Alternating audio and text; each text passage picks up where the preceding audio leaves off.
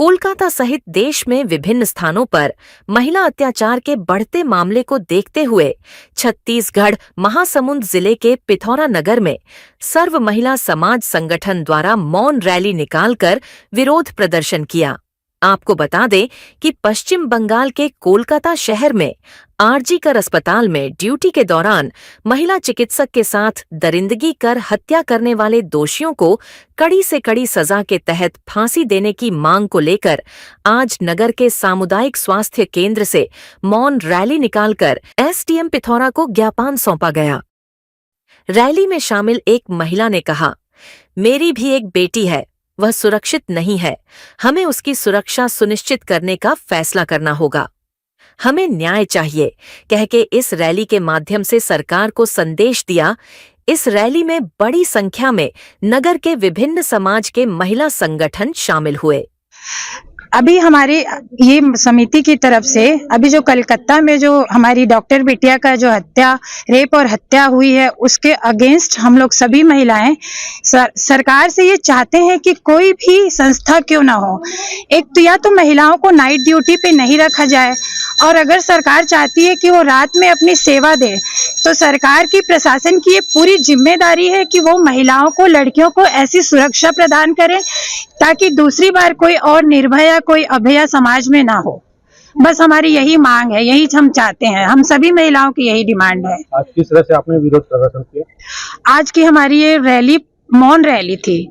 बहुत हो हंगामा होने के बाद भी काम नहीं होता, लेकिन हम चाहते हैं कि हमारी इस मौन अभिव्यक्ति को समाज समझे, सरकार समझे, और ना ही समझे बल्कि उस दिशा में कोई ठोस कदम। ये रैली जो हमने निकाली है, यह हमने बहुत छोटी सी प्रयास से हमारे, लेकिन हमारे इतनी बहनों को देखकर आज हमारी इस बेटी को जरूर न्याय मिलेगा, ये हमें सरकार से उम्मीद है। मैं खुद एक एमडी कर रही हूँ, डॉक्टर हूँ, मैं खुद भी नाइट ड्यूटी करती हूँ, इंदौर में अभी पोस्टेड हूँ, फिलहाल छुट्टियों में आई हूँ।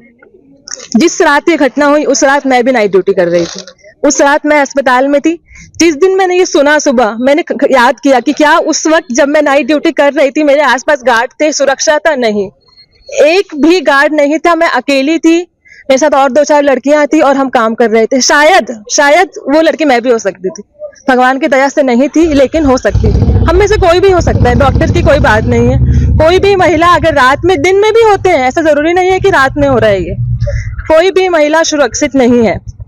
कभी भी हम देखते हैं रात में निकलते हैं, सिर्फ हत्या की बात नहीं है, सिर्फ मतलब रेप की बात नहीं है, और छोटी छोटी घटनाएं होती रहती है, आए दिन होती रहती है। ये तो बहुत बड़ा मामला है, सबको पता चल गया। कुछ घटनाएं ऐसी होती है, अरे हमारे साथ खुद हुई है, जो मतलब हम शायद किसी को बता नहीं पाते, लेकिन हो के निकल जाती है, लोगों को खबर भी नहीं चलती। जिस दिन ये हुआ इतना सब कुछ, मैंने पब्लिक में जाके 5 लोगों से प्रश्न किया कलकत्ता रेप कांड के बारे में, आपको पता है? आम जनता से 5 में से 1 ने भी नहीं बोला कि मुझे पता है।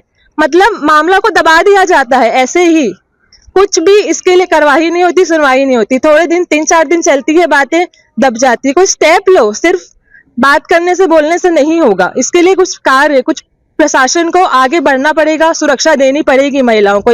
नहीं चलेगा, इसको कहीं ना कहीं इस चीज को रोक लगाना ही पड़ेगा। मैं यहाँ जैसे किसी भी संगठन को प्रमोट करने नहीं आई हूँ, मैं यहाँ एक स्त्री होने के नाते हर स्त्री के लड़ाई लड़ने आई हूँ। ये हम क्यों सोचते हैं कि कोई बच्ची नाइट में बाहर निकल गई इसलिए उसके साथ ऐसा हुआ, उसने छोटे कपड़े पहन लिए इसलिए ऐसा हुआ। आप और हम कौन होते हैं लड़कियों के लिए मापदंड तैयार करने वाले? आप बोलते हैं कि सुनी सड़कों पे क्यों निकल पड़े?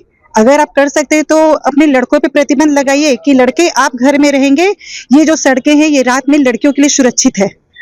हम बोलते हैं कि वर्क प्लेस पे सुरक्षित नहीं है बच्चियां, नाइट में सुरक्षित नहीं है। बताइए वो कहाँ सुरक्षित है? बस में सुरक्षित है? अगर है तो फिर निर्भया कांड क्यों हुआ दिल्ली में? अगर वो खुद के वाहन से जा रही है और उसमें अगर वो सुरक्षित है तो फिर हैदराबाद में क्यों हुआ?